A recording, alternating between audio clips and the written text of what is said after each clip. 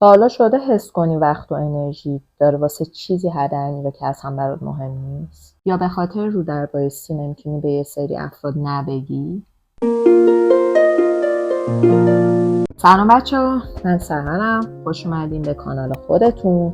امروز میخوایم راجع به یه موضوع چالشی صحبت کنیم به اسم مهارت نگفتن.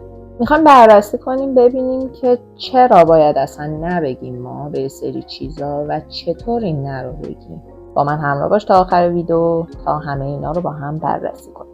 بچه‌ها چرا اصلا نگفتن اینقدر چیز مهمیه؟ چون شما وقتی که به چیزایی که برات مهم نیست بله میگی، در اصل داری به چیزایی که برات مهمه نمیگی.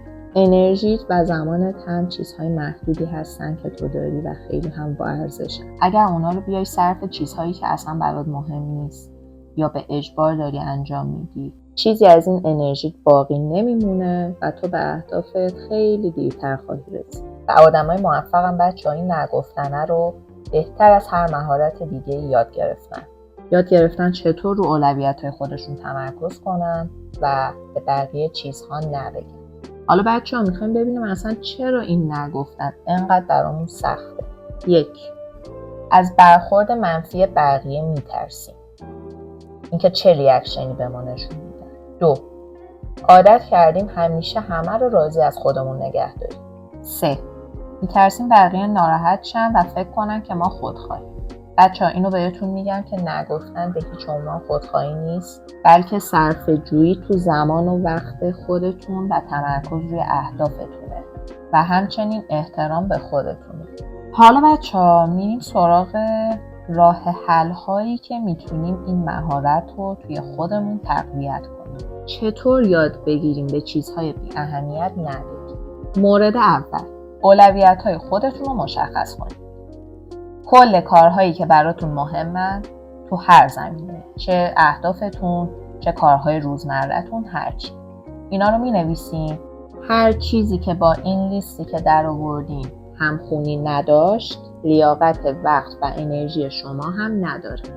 مورد دوم، تمرین کنید نگفتن و چجوری؟ با کارهای کوچیک. نگفتن به شبکه‌های اجتماعی وقتی دارین یک کاری انجام میدید. مثلا به یه دعوت غیر ضروری، در صورتی که کلی کارهای ضروری هم دارید نبگید.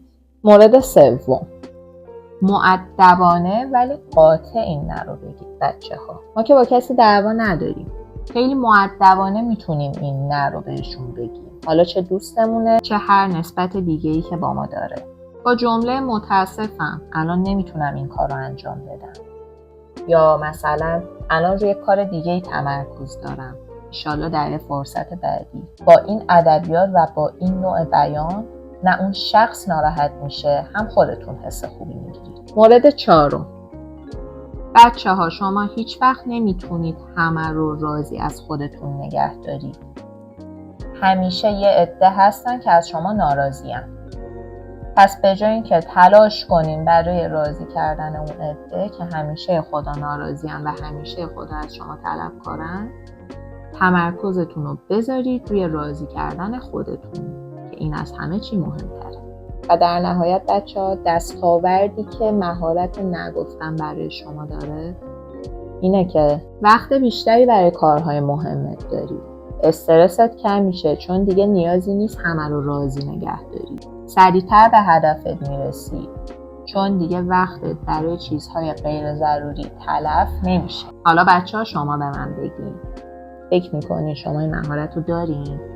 چقدر راحتین که به دوستتون یا هر شخص نزدیک دیگه بهتون نبگید تا به کار خودتون برسید؟ تو کامنت ها برام تجربهاتون رو بنویسید اگه تجربه‌ای دارید. مرسی مثل همیشه که این ویدیو رو نگاه کردید. امیدوارم 1% هم براتون مفید بوده باشه. خیلی دوستتون دارم. کانال رو ساب کنید، ویدیو هم لایک کنید. عشقید. فعلا.